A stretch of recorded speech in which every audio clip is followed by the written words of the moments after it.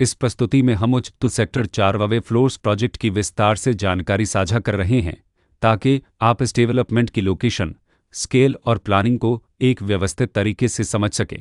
यह प्रोजेक्ट गाजियाबाद, उत्तर प्रदेश के लोकेशन में विकसित किया जा रहा है, जिससे आसपास के इलाके, कनेक्टिविटी और भविष्य की लाइफस्टाइल के बारे में एक स्पष्ट तस्वीर बनती है। अब बात करते हैं प्रोजेक्ट के साइज और बेसिक प्लानिंग की। बिट स्ट्रक्चर के नज़रिए से देखा जाए तो लगभग 27 यूनिट्स की योजना दिखाई देती है, जिससे प्रोजेक्ट की डेंसिटी, संभावित रेसिडेंट्स की संख्या और कम्युनिटी के आकार का एक अंदाज मिल जाता है। किसी भी रियल एस्टेट प्रोजेक्ट के लिए टाइमलाइन और रेगुलेटरी फ्रेमवर्क को समझना बहुत ज़रूरी होता है।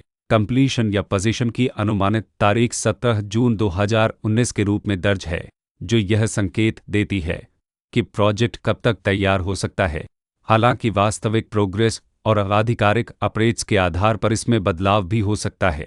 इसके साथ ही प्रोजेक्ट का RERA रजिस्ट्रेशन नंबर अपापद 3781 दिया गया है, जो यह दर्शाता है कि यह डेवलपमेंट रेगुलेटरी फ्रेमवर्क के अंतर्गत आता है।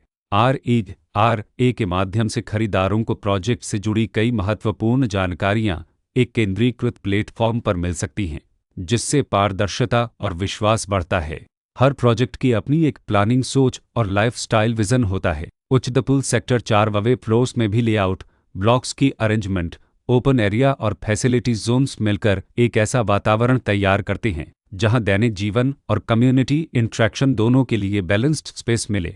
रेसिडेंट्स आमतौर पर ऐसी प्लानिंग की तलाश में रहते हैं जहां प्राइवेसी और कम्युनिटी दोनों का सही मेल दिखाई दे। साथ ही नेचुरल लाइट, वेंटिलेशन और कॉमन फैसिलिटीज़ का उपयोग व्यावहारिक और आरामदायक तरीके से हो सके।